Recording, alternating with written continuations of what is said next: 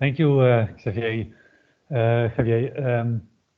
Welcome. Hello, everyone. My name is Jos de Bijl from Stroming. That's well, the Dutch word for current. We are a small company, small consultancy company. I will introduce our company, and I will give a presentation about the roadmap and tools to develop nature-based solutions in upstream catchments for flood resilience, but also for drought prevention. As far as we are, as far as I can talk from my experience, what we do for kind of projects and how we do it. It's not. It may be applicable for the Spanish situation sometimes not. It's always. We are based in the Netherlands. We are a consultancy with a mission, so we work on nature development projects alongside small river channels, big rivers and delta areas. And we always try to understand the natural processes that shapes the landscape and give space to the natural processes in order to help us with restoring the land and the water system. Well, so what we do is developing system knowledge about river catchments and delta areas across Europe, based in the Netherlands, but what we work also in the European countries. We develop concept for nature-based solutions and try to substantiate it, try to really make it concrete. And then we are often, or we try to be involved in building alliances with policymakers, stakeholders, communities, and hopefully in the road to implementation, because that's what we try to do to implement it, and we are really happy. Well, in this presentation, I will shortly, because we don't have so much time, but shortly I will go through different aspects of how to define and suitable nature-based solutions in upstream catchments. First, talk a bit about system analysis, analyzing precipitation or discharge patterns, problem analysis in upstream catchment areas, then from problem to solutions, to measures, and how can we substantiate those measures, and at the end, the road to implementation, which is the most challenging, of course. That will be not different in Spain, I think, than in the Netherlands. Well, in this example, I just talk through examples. I think it's the most easy to do. In this example, we have a Dutch catchment area, the Gul catchment. It's a small river in the south of the Netherlands where we have small mountains up to 300-meter altitude. And there in 2021, large floodings passed in the Belgium, Germany, and the south of the Netherlands. And in this project, we had the task to define nature-based solutions in order to slow down the water discharge. But first, before we start to work, we have, of course, field visit to see the region, but also to have proper maps of the area, proper analysis of the total catchment.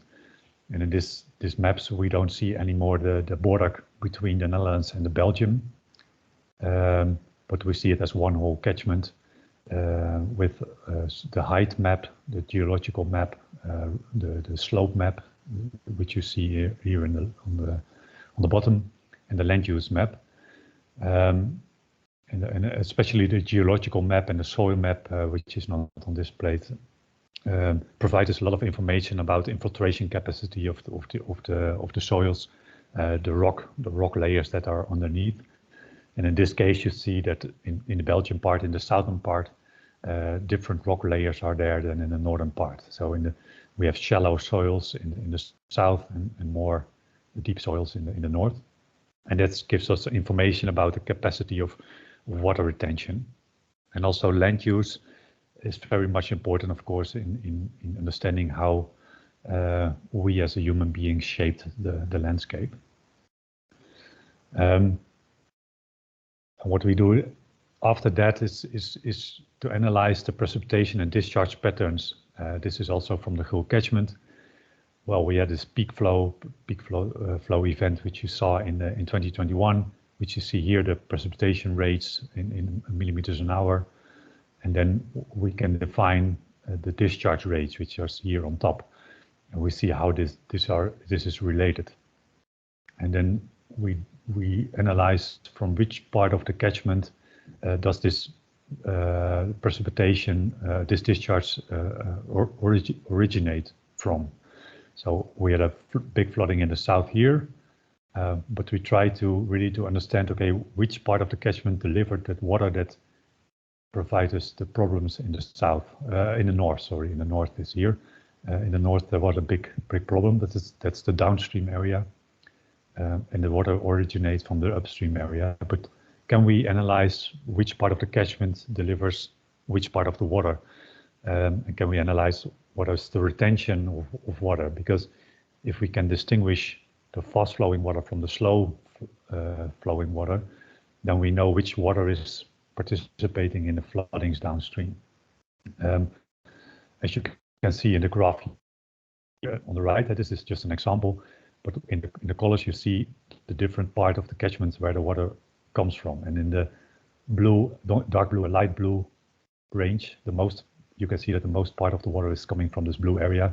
And the blue area is the south of the catchment area, and that's the Belgian part. So the most water during the peak flow, the most water came from the southern part of the catchment area. That's important information if you want to talk about nature-based solutions. Where does the water come from?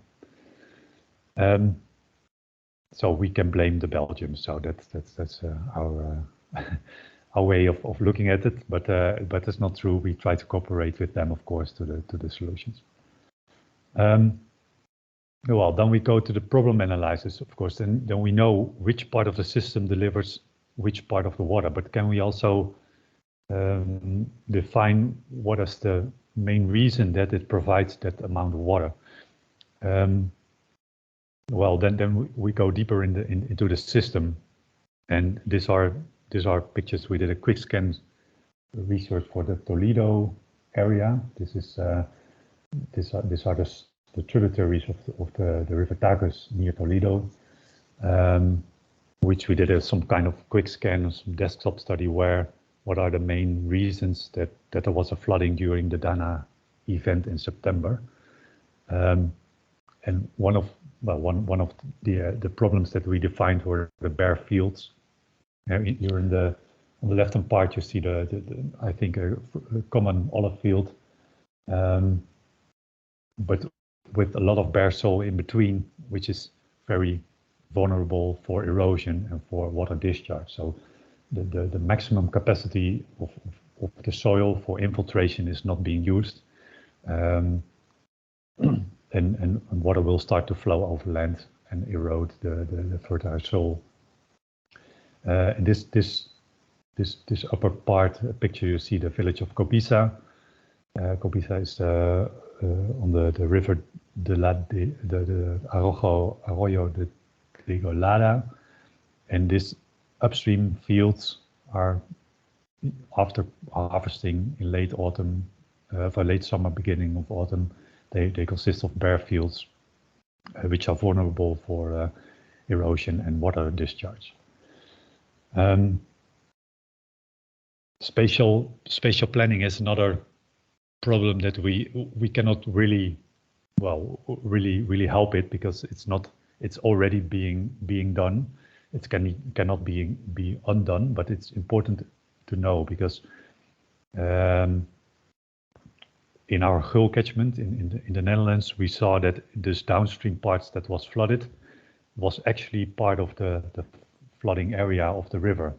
So the whole city was built in a floodplain. And then, of course, you get some problems with exceptional high precipitation rates. And that was the case also here. This is again the village of Cobiça. This is in the early 1950s, the left picture, an aerial picture.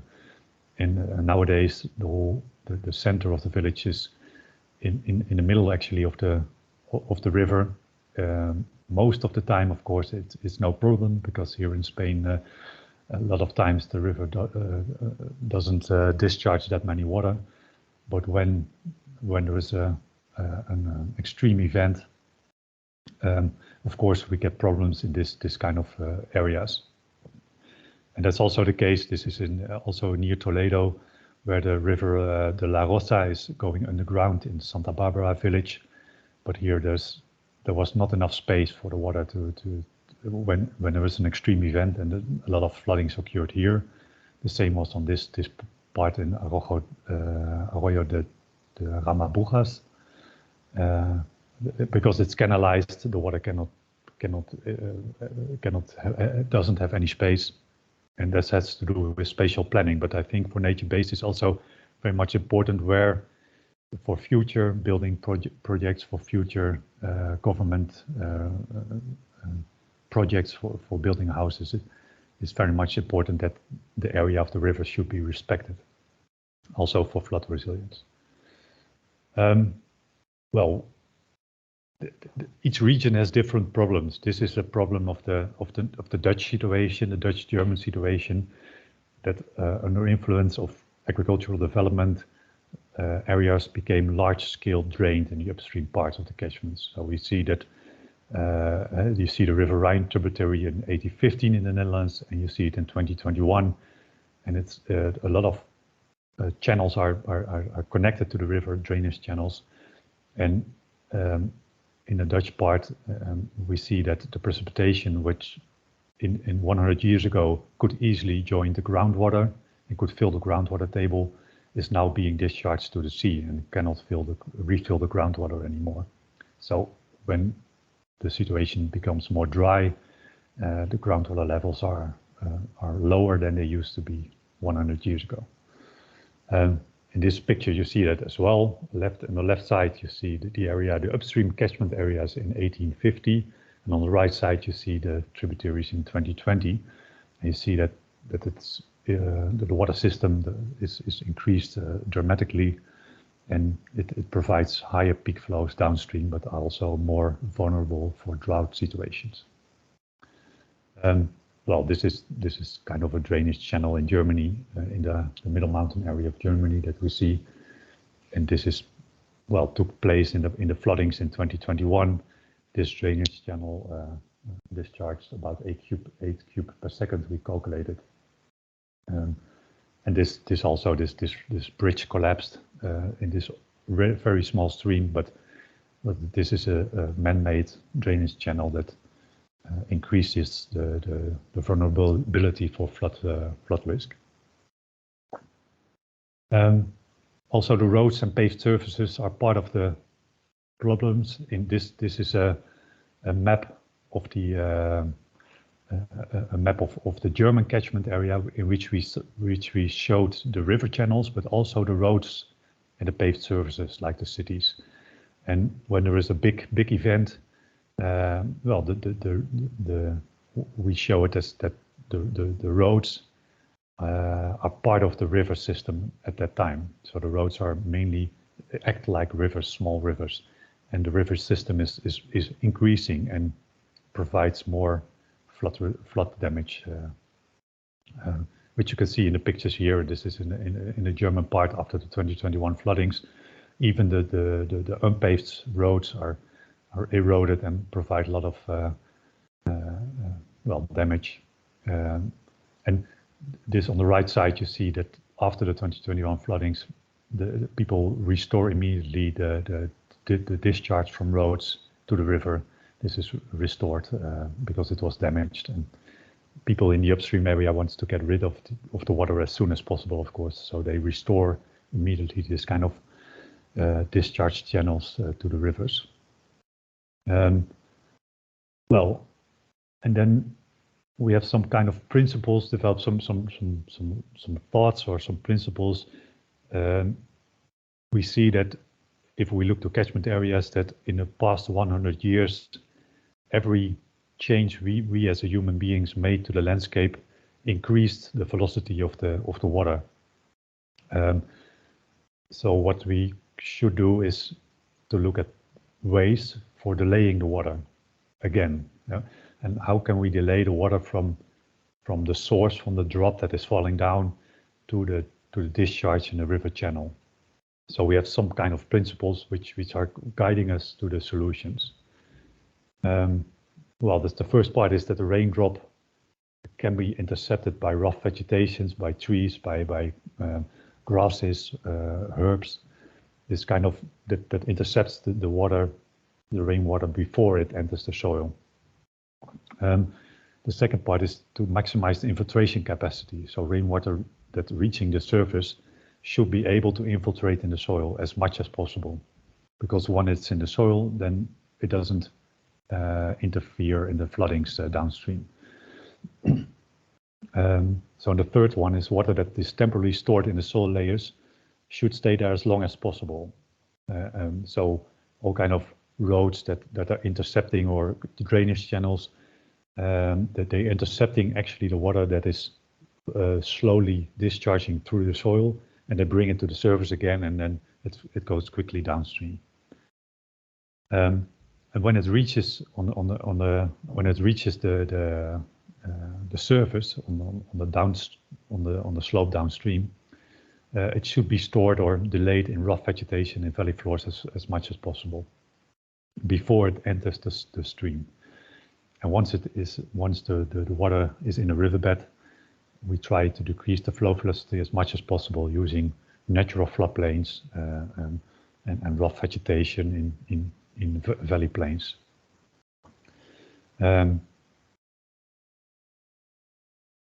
Well, we determine some kind of solution, and it's always local. It's always local situation that you should look at, but in general we look at nature-based solutions in some ways. One is the permeable city. How can we make the city more? Sorry. How can we make the city more permeable for more green sponge cities, in order to infiltrate more of the water in the city itself, and also to prevent heat stress, and etc. Why is it not functioning? Yeah, disconnecting roads. Can we disconnect water from the roads and temporarily store it in bodies in wet areas or in fields before it enters the stream? That's not often the case in Spain, but in Belgium and Germany we have a lot of drained forests that are being drained because the type of wood cannot cope with the wet circumstances there. Can we undrain the drained forest? And you see a picture of today actually beneath there with the snowy conditions. We have a project in Belgium where the drains in forests are being dammed at the moment in order to retain the water in these forest areas, instead of being discharged downstream very quickly. Can we fields on slopes like we saw on the olive fields? Can we convert it to natural grasslands or forest, or can we provide the olive fields with some kind of grass and herb vegetation to cover the soil in order to prevent it from eroding? That's what we look at. That's the Dutch situation or the German situation. I think it's not applicable to the Spanish situation, but we have a lot of drained grasslands. Can we undrain them or convert them to natural grasslands or forests? And delaying water in natural wetlands, the natural sponges that we see as a solution. And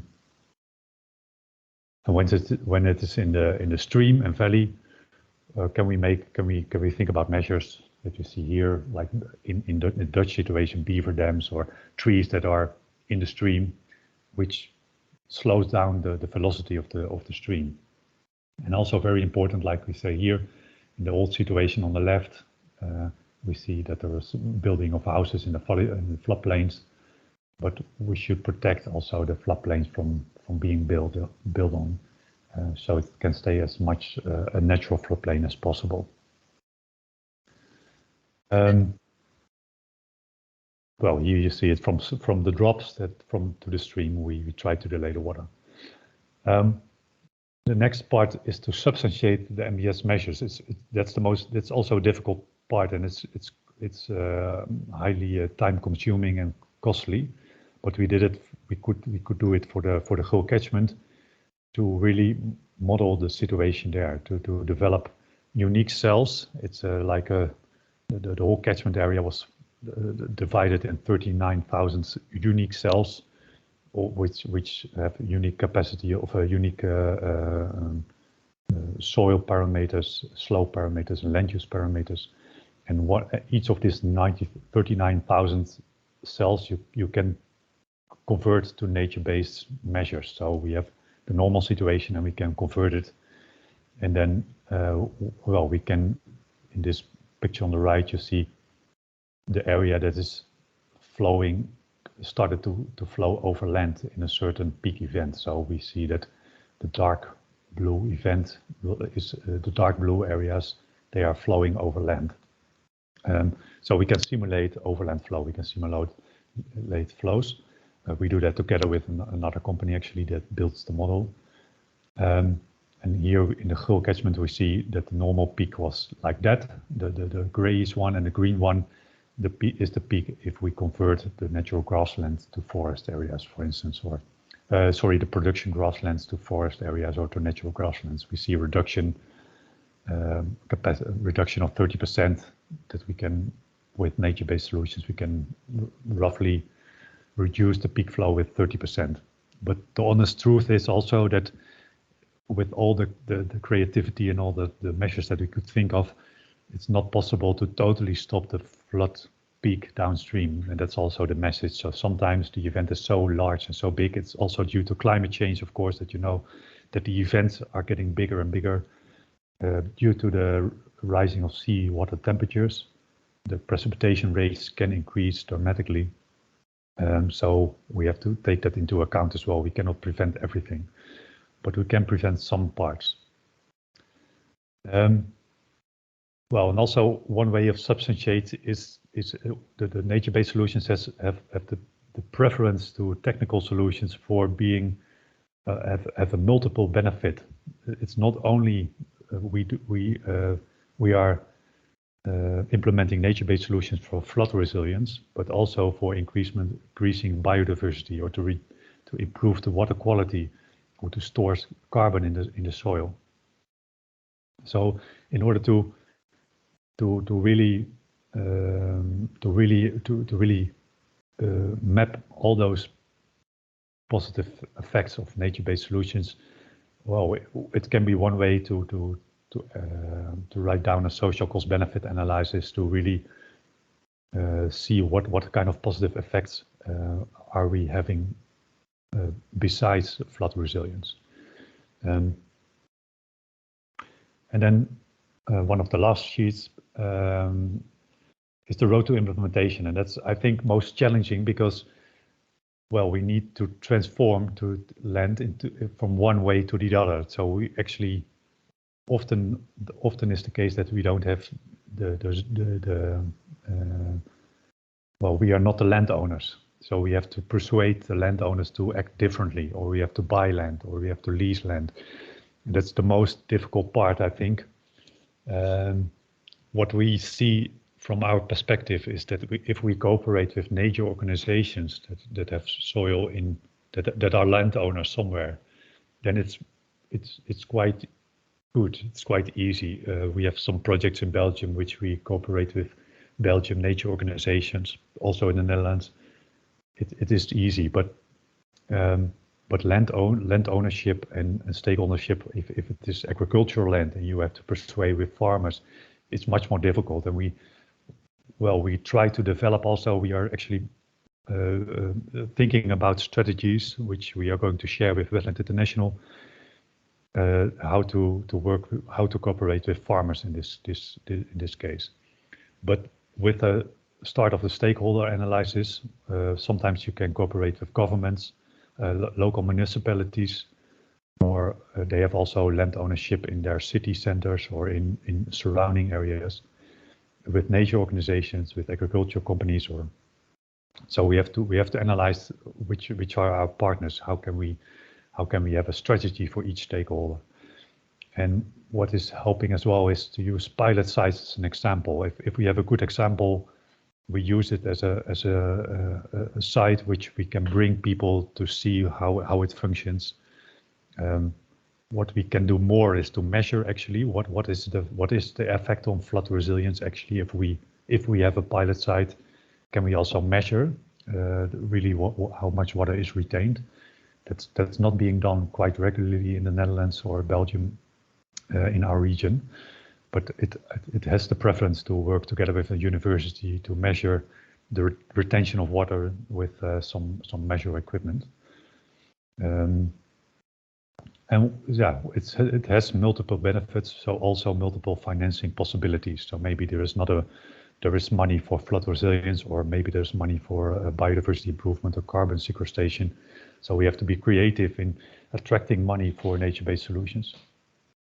And some kind of different revenue model may be needed. We ask farmers to work on a different way.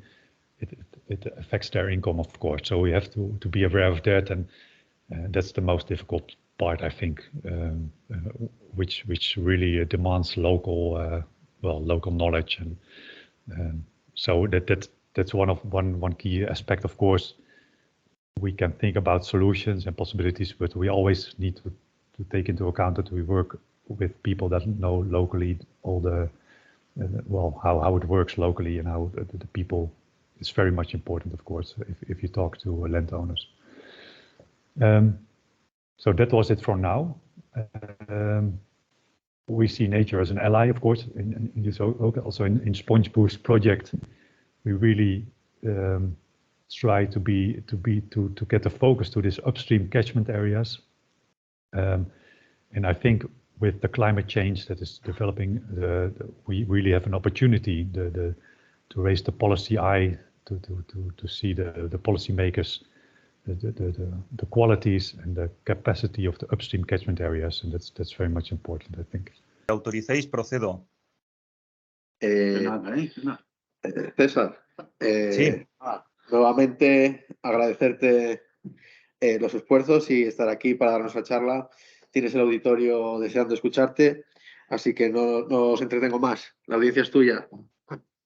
De acuerdo, gracias. Voy a abreviar por estos problemas técnicos. En mi presentación de antes, cuando he empezado, ya he dicho que vamos a hablar de este programa, que lo he puesto un poco de fondo de estas diapositivas. Ahí tenéis el interfaz gráfico y cómo nos puede ayudar a evaluar este efecto beneficioso de los humedales en episodios de inundación. Primero hablaré del programa en sí y después mostraré un ejemplo muy sencillito, muy académico, pero que nos va a dar idea de la potencialidad de este programa. Me he tomado la libertad de capturar esta pantalla de esta mañana, un pequeño plagio con permiso, capturar esta imagen y ponerla aquí porque me parece que me queda bien este enlace entre presentaciones y nos permite centrar el problema que, aunque más o menos ya entendemos en qué consiste. Estos humedales, pues lógicamente tienen un efecto claro en los hidrogramas, que son los que nos van a provocar, pues en general, fenómenos de inundación que no nos convienen. Por eso esa especie de laminación natural de avenidas que nos proporcionan, pues es un elemento importante y un valor que tienen estos sistemas. La cuestión es cómo cuantificar estos beneficios, cómo calcular estos hidrogramas. Bien, pues esto es lo que va a hacer, entre muchas otras cosas, este programa IBER. Un programa que, por cierto, tiene alma gallega, porque en su origen pues, surgió entre otros grupos, bueno, de los grupos que tenemos en pantalla, del Grupo de Ingeniería del Agua y Ambiental de la Universidad de A Coruña, y también del laboratorio de EFISLab de la Universidad de Vigo, en colaboración con el Instituto Flumen en Cataluña, con la Universidad Politécnica y el CIMNE, Centro Internacional de Métodos Numéricos en Ingeniería, y con el auspicio con financiación pública del Centro de Estudios Hidrográficos y de la Dirección General del Agua. Es un programa gratuito, de descarga gratuita, instalación gratuita y manejo gratuito. Como he dicho antes, lo que se complica un poco es el aprendizaje, porque no hay un manual, digamos, que te lo lees y ya sabes manejar este programa, sino que tienes que hacer algunos cursos y luego algún autoaprendizaje o tener un poco de experiencia para manejarlo. Tiene diversos módulos, voy un poco deprisa en esta parte. El principal es el hidrodinámico, donde se resuelven las ecuaciones de aguas someras, las ecuaciones hidrodinámicas de Saint Venant, de manera que podemos conocer la evolución del agua como un medio físico que responde a fuerzas, que se mueve por el efecto de fuerzas. Unido a este módulo tenemos un módulo de hidrología que nos va a interesar especialmente, donde podremos simular diversos elementos del ciclo hidrológico. Precipitación, la escorrentía, que la calculadora la calculará en módulo hidrodinámico, y también la infiltración. Y otros módulos que en este momento son de menor interés para nosotros, pues serían modelos de evolución de hábitat, de calidad de aguas, de diversos hábitats, quería decir, de calidad de aguas, modelos de turbulencia diversos y transporte de sedimentos y fenómenos de erosión y sedimentación. Bien, en este programa la mecánica de trabajo consiste en primer lugar en definir un área de trabajo, un dominio de cálculo, por ejemplo, esta pequeña cuenca situada en el Valle del Ebro, y sobre ella, bueno, hacer un mallado, porque el programa el núcleo de cálculo o la metodología de cálculo consiste en discretizar estas ecuaciones de Saint Venant, que son ecuaciones en derivadas parciales, pues discretizarlas en estos elementos para resolverlas aproximando las derivadas por diferencias, ¿verdad? Método de diferencias finitas muy conocido. Una vez mallado el ámbito de cálculo, pues debemos elevarlo. Usaremos típicamente modelos digitales del terreno. Aquí tenemos una vista tridimensional de esta pequeña cuenca. Y además pues deberemos introducir diversa información, lo que llamaremos condiciones iniciales, es decir, el estado inicial del sistema en cuanto a parámetros hidráulicos, condiciones de frontera en los extremos de nuestro ámbito de trabajo y otros parámetros, por ejemplo, los coeficientes de Manning asociados a la rugosidad que podremos establecer manualmente o a través de ficheros raster de usos del suelo o estrategias avanzadas similares. Este tipo de programas, lógicamente, enlaza muy bien con programas de GIS, con programas de sistemas de información geográfica, porque algunas operaciones es mejor hacerlas en ese tipo de programas. El módulo hidrológico, que es el que nos interesa, nos permite, como vemos aquí en la imagen, en primer lugar introducir hietogramas, es decir, diagramas de precipitación, donde establecemos pues, cómo evoluciona la precipitación en milímetros a lo largo del tiempo. Podemos hacer un hietograma para todo nuestro ámbito de trabajo o particularizarlo en regiones, en zonas, en fin, hay diversas estrategias para modelizar la entrada de agua, digamos, desde arriba, en forma de lluvia. Y por debajo del terreno, tenemos los fenómenos de infiltración. Este programa permite diversos modelos de infiltración. El modelo de Horton, algún modelo lineal, modelo de Green and Amp y las curvas de infiltración del SCS, del Soil Conservation Service. Entonces, de un modo u otro, pues caracterizaremos pues la infiltración que permite el suelo y de esa manera pues ya tenemos completo el modelo. Vamos a entonces, ya en esta segunda parte de la presentación, vamos a mostrar un pequeño ejemplo de aplicación a esta pequeña cuenca. Vamos a inventarnos, esto es todo inventado, una lluvia de 6 milímetros por hora durante 24 horas en todo el dominio, lo hacemos lo más sencillo posible, y vamos a analizar 3 escenarios diferenciándolos entre sí mediante su infiltración. El caso A, sin ninguna infiltración, vamos a imaginar un suelo completamente impermeable o completamente saturado de agua, de humedad. El caso B con una curva, la curva número 75, y el caso C con esa misma curva, es decir, estamos modelizando un tipo de infiltración particular, un tipo de suelo particular para todo el ámbito. Ya insisto en que esto se puede particularizar por zonas o por partes de nuestro ámbito de cálculo. Y además vamos a modelizar también una barrera física, puede ser natural, puede ser artificial, puede ser bueno, cualquier obstáculo que lo que va a hacer pues va a ser también de algún modo ralentizar y laminar el fenómeno que vamos a observar.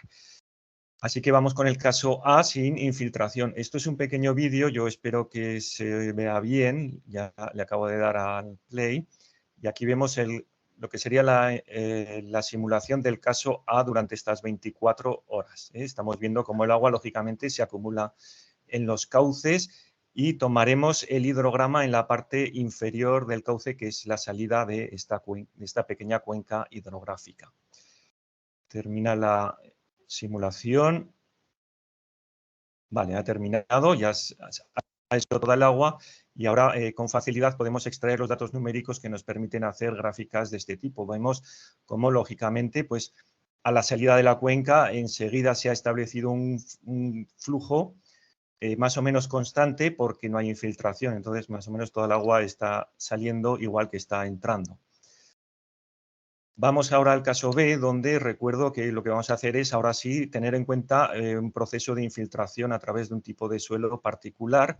Y ahora vemos que tarda en aparecer el agua en escorrentía, porque primero tenemos el fenómeno de infiltración más importante que después, y cuando el suelo ya no puede absorber toda la lluvia, pues comienza este fenómeno de escorrentía que vamos a ver reflejado nuevamente en el segundo hidrograma, que lo tenemos aquí comparado con el anterior. Ahora el segundo es el inferior, lógicamente. Vemos que hay un retardo de 4 horas en empezar a salir agua por el final de la cuenca, gracias a esas primeras infiltraciones que han absorbido toda la lluvia.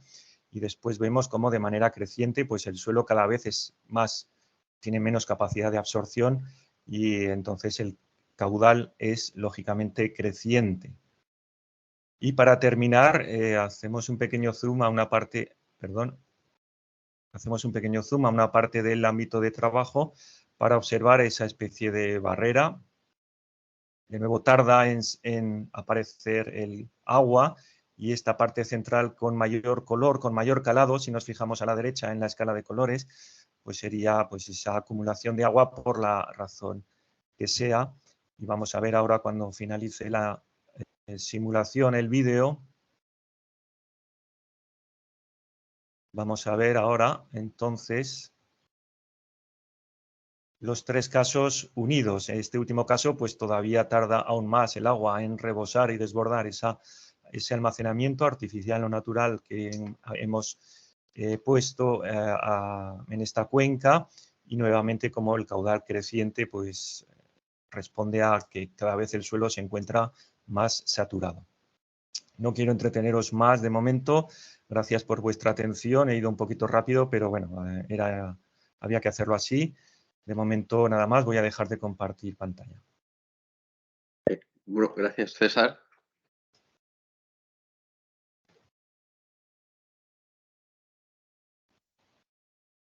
¿Hay alguna pregunta que os interesase hacerle a César? Se infiltra más o menos.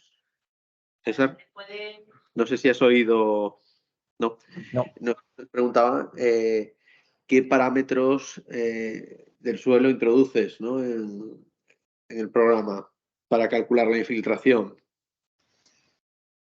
Sí, depende de la formulación que escojas y serán, bueno, si es un tipo de curva, pues simplemente escoges el tipo de curva que ya internamente tiene sus propios parámetros. Si escoges otras formulaciones, deberás ajustar los parámetros de esa formulación en particular pues típicamente con ensayos de infiltrometría en campo.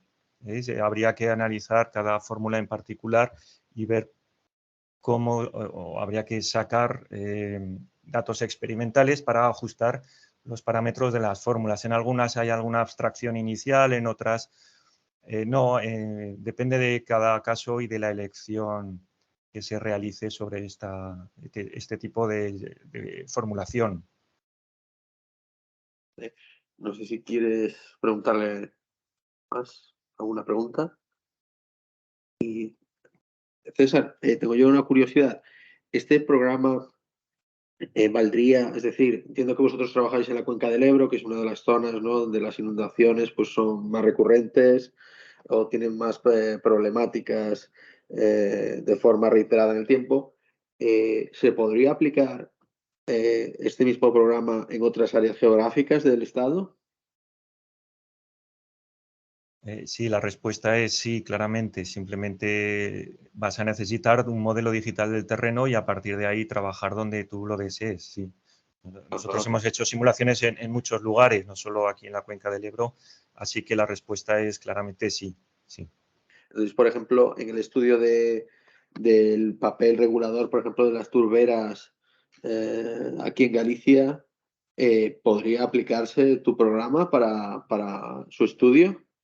Sí, claramente. Cualquier territorio en España es fácil de trabajar porque los modelos digitales del terreno, como sabéis, están en la web del Instituto Ah, Geográfico geográfico, Nacional, claro. Geográfico Nacional, con lo cual, sí, esas turberas pueden ser analizadas de la manera que más os interesará con este programa, sin ningún problema, vamos, no veo ningún problema, no.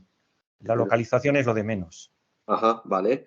Y entiendo que ya habéis establecido validaciones o habéis ya, por ejemplo, hecho algún trabajo para la administración utilizando el programa.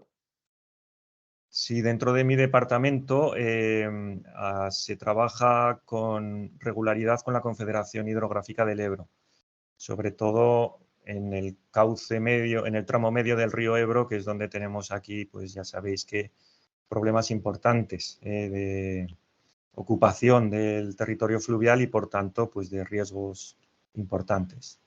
Ajá. Entiendo que habéis obtenido resultados positivos, ¿no? Entonces, en la aplicación del programa para las simulaciones y para entender cómo funcionan las avenidas y las inundaciones en el tramo medio del Ebro. Sí, sí, sí, sí. Es una compañera mía la que dirige estos trabajos, Pilar García Navarro, la debo nombrar porque es la pionera y la que dirige estas colaboraciones.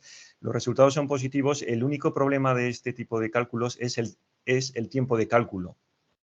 Pero eso actualmente está siendo un problema menor gracias al aumento de capacidad de cálculo, a la utilización de las tarjetas gráficas para aumentar la velocidad de cálculo, con lo cual se está utilizando bastante este tipo de programas, no solo aquí, sino en muchos sitios para estudio y prevención de fenómenos de avenida, para conocer los detalles de estos fenómenos. Entendido. Genial, genial. No, otra pregunta más, sí. Por ejemplo, el tema de la erosión, que no lo dijo, el tema de sedimentos, que es una parte del programa, ¿no? Entendí que se podría, ¿qué elementos hay que introducir? Por ejemplo, yo imagino el tema agrario, los setos, por ejemplo, se podría ver si en una paisaje, por ejemplo, hubiera setos o bancales o otro tipo de elementos del paisaje que se puedan meter para ver cómo influyen en esa erosión. Sí, se oye. Sí, el módulo de erosión, sedimentación, de transporte de sedimentos es realmente complejo porque el sedimento es muy heterogéneo. Entonces, ¿cómo se modeliza eso? Pues hay granulometrías, ¿verdad?, que se pueden incorporar al programa y en función de las velocidades establecer que existe un arrastre de fondo o un transporte en suspensión o, lo contrario, en velocidades bajas, un proceso de sedimentación. Se pueden establecer en pequeñas escalas barreras físicas, por ejemplo, no sé qué he oído de un seto o, bueno, da igual, cualquier tipo de barrera física. Pues bueno, si trabajas en pequeña escala se pueden configurar cualquier geometría y a partir de ahí sí establecer lo que se llaman flujos de lecho móvil, caracterizando ese sedimento y dejando al programa que decida en función de la velocidad de flujo si ese sedimento está en suspensión, corre por el fondo o sedimenta, con lo cual podemos tener mapas y estudios de morfodinámica, ¿no? De decir, bueno, aquí hay sedimentación, aquí hay erosión bajo estas circunstancias. Es un módulo, la verdad es que muy interesante, ¿eh? Yo he hecho algún pequeño trabajo muy humilde con arrastres hacia el delta del Ebro, con simulaciones de suelta controlada de sedimentos para combatir la subsidencia deltaica. Y bueno, la verdad es que es interesante a la vez que complejo. Te digo, pues genial. De hecho, está despertando más preguntas en la audiencia.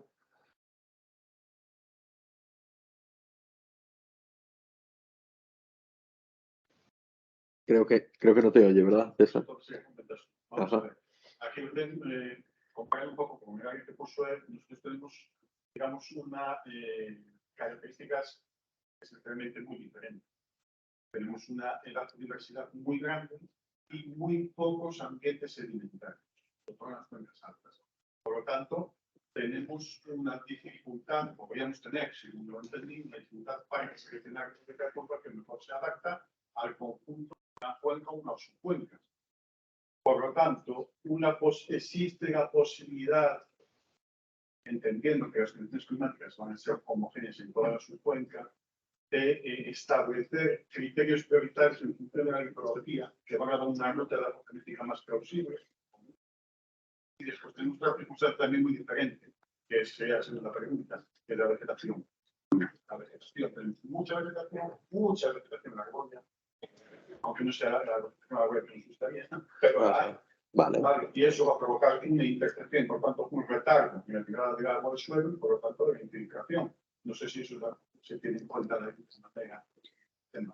Vale, voy a intentar trasladar la pregunta.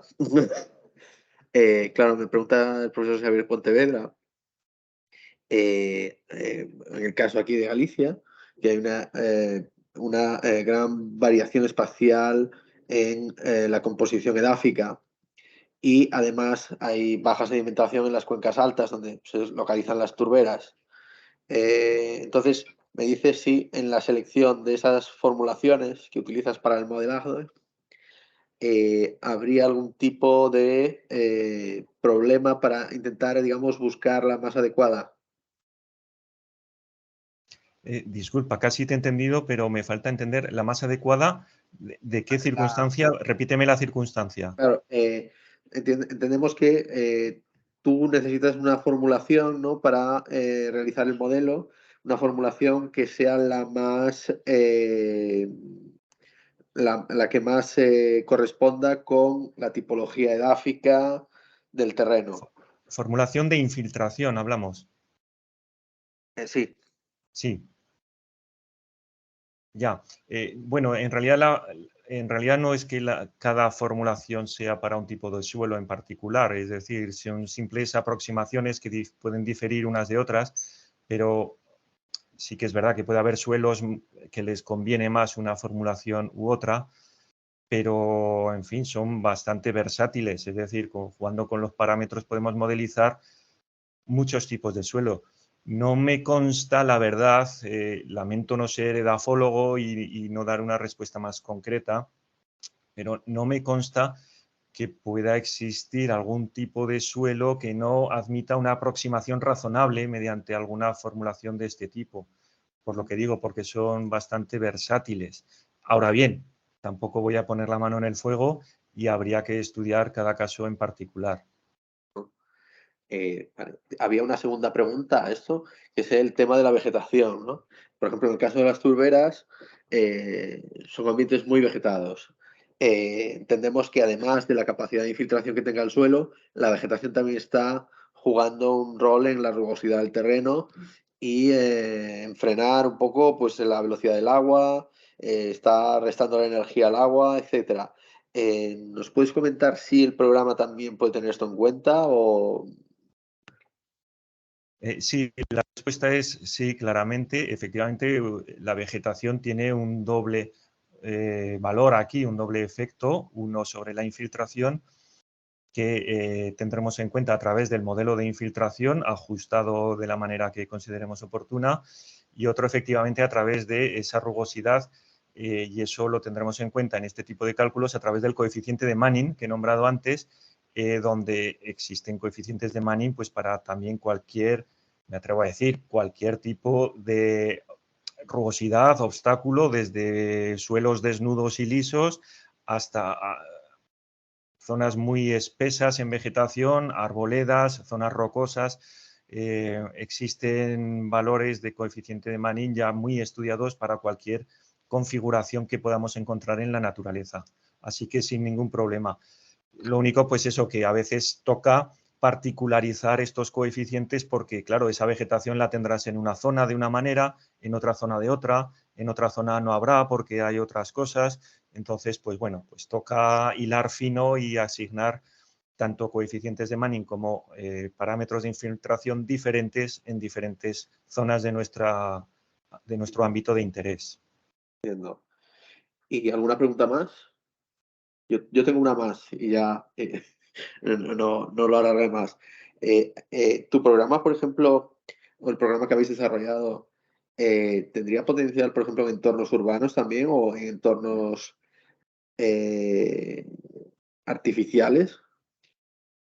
Sí, bueno, dejo claro que no lo hemos desarrollado en la Universidad de Zaragoza, sino, digamos que somos usuarios. Nosotros sí que tenemos otro desarrollado, pero yo quería presentar este por su carácter gratuito, básicamente. Hemos desarrollado otro que es WAD 2D, que hace cosas quizá un poquito más avanzadas. En territorios urbanos también se pueden modelizar desde sistemas de alcantarillado hasta establecer vías de flujo preferente, en inundaciones en diversos tipos de entorno. Podemos calcular áreas de peligrosidad para ver un poco la exposición de las viviendas, que también pueden ser modelizadas como obstáculos, en fin. Realmente, así un poco en resumidas cuentas, todo lo que podamos hacer físicamente se puede modelizar también físicamente, pues introduciendo elementos, de manera que sí. De hecho, me consta que este programa también se usa mucho en inundaciones urbanas, en ver por dónde va el agua, por las calles, por dónde hay más peligro, por dónde menos. Sí. Entiendo, perfecto, genial. Pues muchísimas gracias. Si hay alguna pregunta más, ¿no? Perfecto. Pues un privilegio tenerte, César, haber disfrutado de tu charla. Encantados de tenerte y muchas gracias. Sí, gracias a vosotros, el privilegio es mío y hasta cuando queráis. Perfecto, seguimos en contacto. Muchas gracias. La audiencia, muchísimas gracias por aguantar tantas horas seguidas. Espero que os haya sido interesante y haber cumplido al menos el mínimo de las expectativas que podríais haber tenido.